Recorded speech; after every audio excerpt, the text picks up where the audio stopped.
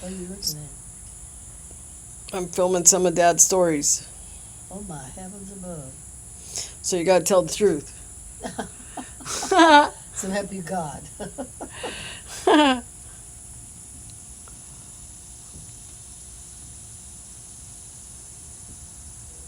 Got lots of stories. I know. We used to live on a farm that was called the Brown Place. Well, you have to talk louder. Put it over where you hear. And there was two brothers that lived up the road from us. They were bachelors. And they didn't speak to one another. And the first one got up in the morning and went down to fix his breakfast. And when the other one come down, he went out to do his chores. And when the other one went out to do his chores, he come in to eat his breakfast. When they went to town on a Saturday night, they drove a 29 Model A. And the first one got ready to go to town, and he went to town, the other one walked. And if he got ready to go home before the other one, he took the car and walked, and the other one walked. Oh, Jesus. Well, they finally got, before we left the farm, they finally got so that they rode in the car, but one sat in the back seat. And What were they fighting over? Just no, I don't know. Nobody knows. sibling stuff? They farmed with horses, and one year they bought a brand new tractor to farm, and everybody was surprised. And they went out in the spring to plant the grain, and they got stuck in the mud, and they shut it off and got the horses and finished.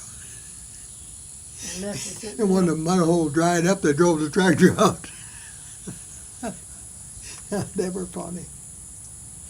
And in 1949, Ford Motor Company come out and give them a brand new car for their Model A. Because it didn't have no miles on it. They just, it was maybe 3 miles to town. That's as far as they ever went. 3 miles, 6 miles. And they only went once a week, maybe every 2 weeks. I don't know.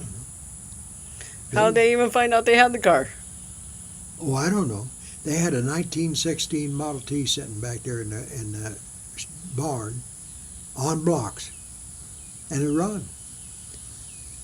And the Ford Motor Company wanted that, and then they said, no, we had the Model A, but we're keeping that. I don't know whatever happened to it. Uh-huh. While we lived on that farm, there was an old lady that lived about 3 miles past us, a widow woman. She had 2 sons. And they'd go to town on a Saturday and get drunk, and when they come back, they'd just be flying by our place. And Daddy went and told her, I got some boys out there. They play in the road. You tell your sons to slow down. Well, when they went to town, they went by like a bat out of hell.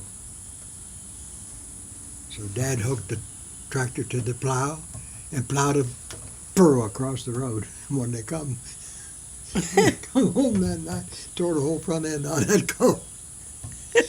Boy, old Maud was mad. She came down there calling Dad all kinds of names.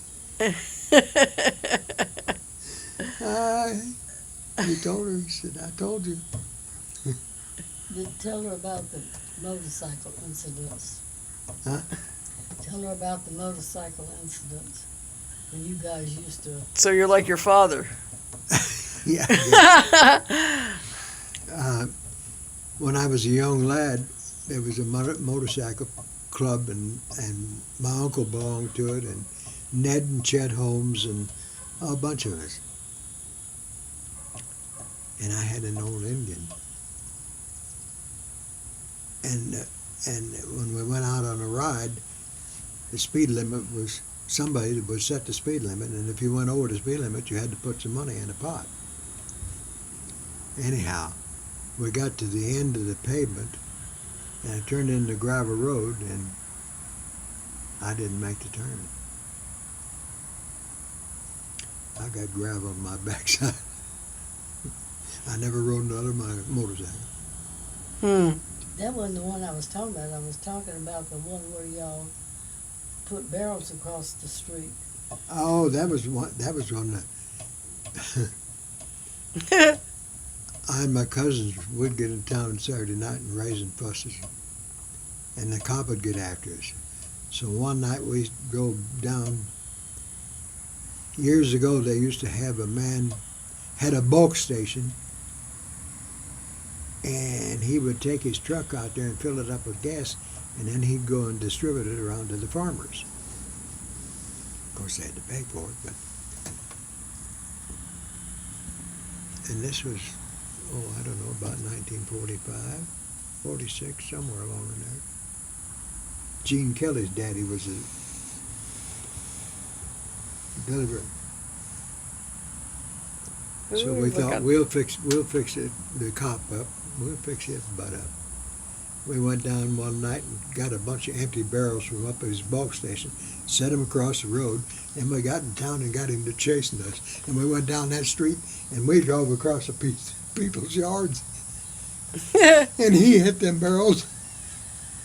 It flew everywhere. Barrels flew everywhere. And then what happened? They come after you? No. No, they didn't. And then, I don't know how they ever stayed out of jail. I really don't. And then the time that the guy cranked, y'all put a, Oh, we had an old German fella had a wooden leg, and he drove a Model T. And he would park at the end of Main Street because there was a deserted gas station there. And when he come out from beer joint, he's all half snockered. And he cranked up his T, and we had a bomb on it, one of those bombs. What do you mean a bomb? He pulled the crank up on it, and old T fired, and the hood spluttered. it was like a firecracker thing, a firework. Oh, an M80? Yeah. Well, he cussed us in German.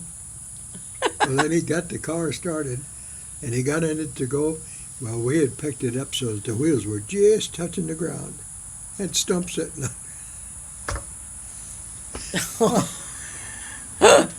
So the wheel spun Yeah.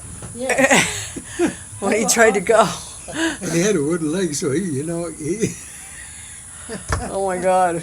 Oh, They were Lord. awful.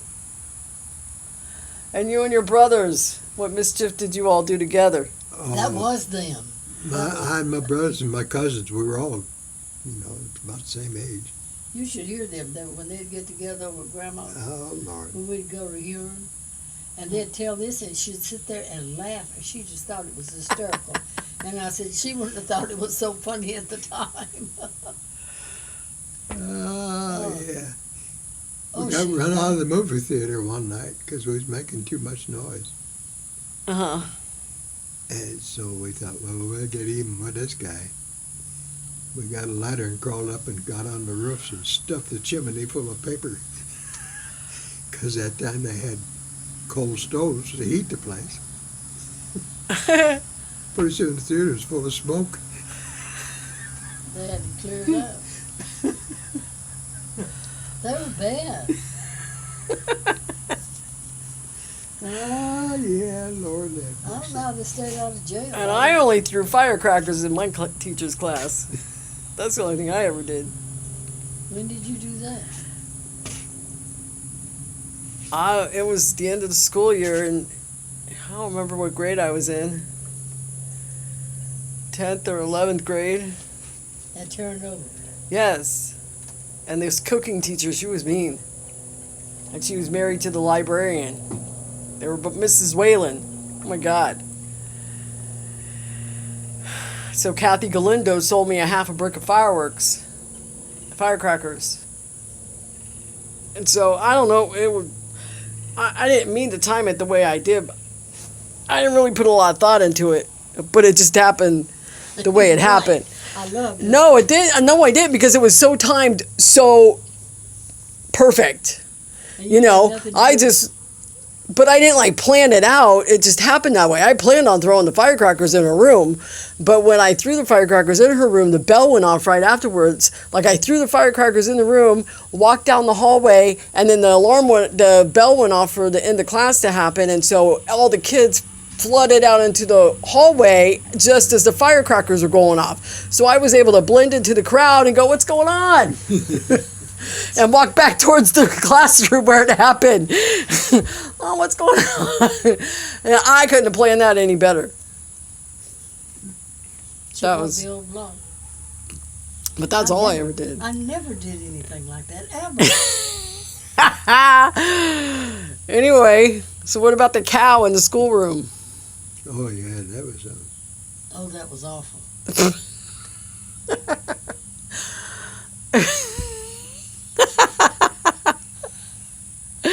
boy, she made a mess. Stink. Ooh. Well, you got to tell the story. They just put a cow in there just to be doing something. Put a cow in there On a Friday. in the summertime. Oh, I thought it was on a Friday. Well, it might have been a Friday. I don't know, but And you didn't. And when you went back to school on Monday. The cow had diarrhea, Oh, Jesus. and we put her in. Specifically, did you pick that cow specifically because she had diarrhea? Oh, Lord. Put it in there and let's shut the door. She couldn't get out. Boy, that was a mess. That's awful. And who cleaned it? I The don't know. janitor, I guess, but I feel Oh my sorry for God. Oh him. You'd yeah, have to we get the had. fireman and hose it out.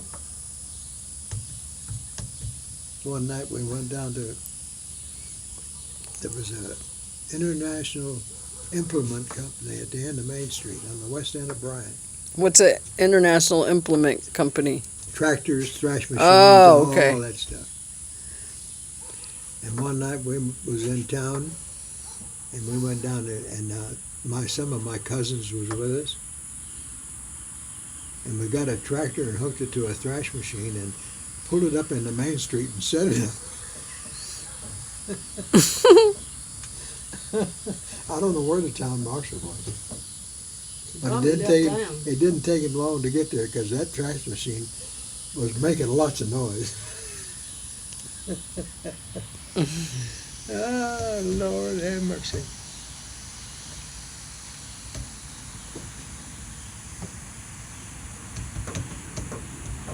And my granddaddy and my grandmother came home from California. And my daddy had a 27 Chevrolet.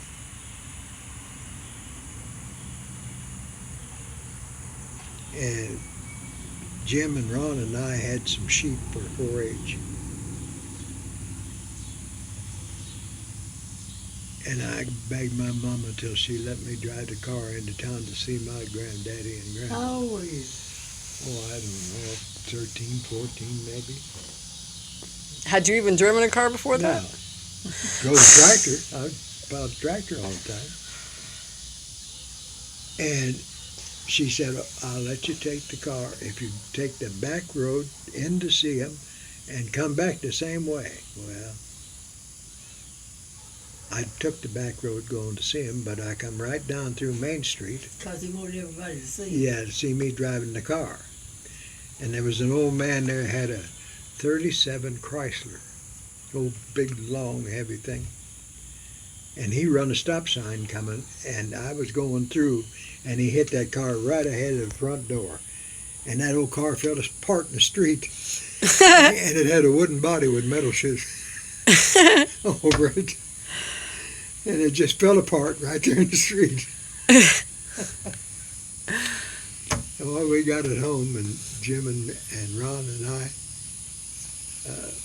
propped the back seat up and cut the top off of it, and we drove it all summer long. Back to the Convertible. sheep. You told about the sheep. You had to sell your sheep. Yeah. Daddy took our sheep to buy him another car. Ah, yeah. Lord. Okay, cut.